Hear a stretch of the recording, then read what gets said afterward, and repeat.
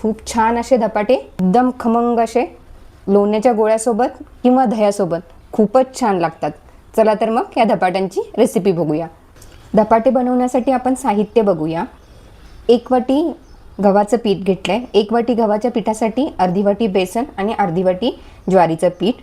5-6 हिरव्या मिरच्या घेतल्यात, 1 लसणाचा गड्डा सोलून आणि पाव चमचा जिरे, पाव चमचा ओवा आणि थोडीशी कोथिंबीर हे वाटून घेतलंय। अर्धा चमचा तीळ घेतलाय, चवीनुसार मीठ घ्यायचंय, पाव चमचा हिंग घेतली, पाव चमचा लाल तिखट आणि पाव चमचा हळद हे रंगासाठी घेतलंय, कारण आपण मिरची भरपूर घेतली त्यामुळे हे फक्त रंगासाठी घेतलंय। चला तर मग रेसिपीला सुरुवात करू। इथे एक मी कढई घेतली कारण याच्यामध्ये मळायला व्यवस्थित येतं म्हणून। याच्यामध्ये मी गव्हाचं पीठ घालते। आपल्याला सगळी पीठं एकत्र करून घ्यायचे, बेसनचं पीठ आणि ज्वारीचं पीठ हे सगळं आपल्याला मिक्स करून घ्यायचं आहे। हे मी सगळं मिक्स करून घेते। आता याच्यामध्ये हिंग घालायचे, हळद आणि लाल मिरची पावडर घालते, तीळ घालते, लसूण, हिरवी मिरची, ओवा, जिरे, कोथिंबीर याचं वाटण करून घेतलंय ते घालते। तिखट आपल्या आवडीनुसार घालायचं आहे आणि चवीनुसार मीठ। लाल तिखट घालण्यापेक्षा हिरवी मिरचीचंच घालायचं, लसूण आणि हिरवी मिरची, त्यानं टेस्ट खूप छान लागते।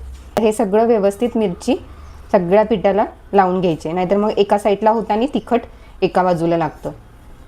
हे तुम्ही नाश्त्यासाठी किंवा जेवणासाठी कधीही करू शकता दही धपाटे। हे आता सगळीकडे व्यवस्थित मिक्स झालंय। आता हे मी मळून घेते। आपल्याला हे चपातीच्या कणकेसारखं मळायचं आहे। हे कणिक आपलं मळून झालंय। हे बघा मी कणिक कशी व्यवस्थित मळली आहे। आपल्याला चपातीच्या कणकेसारखी मळायची आहे, जास्त घट्ट पण नाही आणि पातळ पण नाही अशी। आणि ह्याला आता मुरायला ठेवायची नाही, कारण याच्यामध्ये ज्वारीचं पीठ घातलेलं असतं, तर मग ते पातळ होत जातं। तर हे आता लगेचच आपण धपाटे करायला घेऊ। कणकेला इथं मी तेल लावून घेते वरून, आणि तुम्हाला पाहिजे त्या साईजमध्ये तुम्ही लाटू शकता। मी मीडियम साईजमध्ये लाटणार आहे, तर तसेच गोळे बनवते। हे बघा मी ह्या साईजचे असे गोळे बनवलेत, असेच सगळे गोळे बनवून घेते।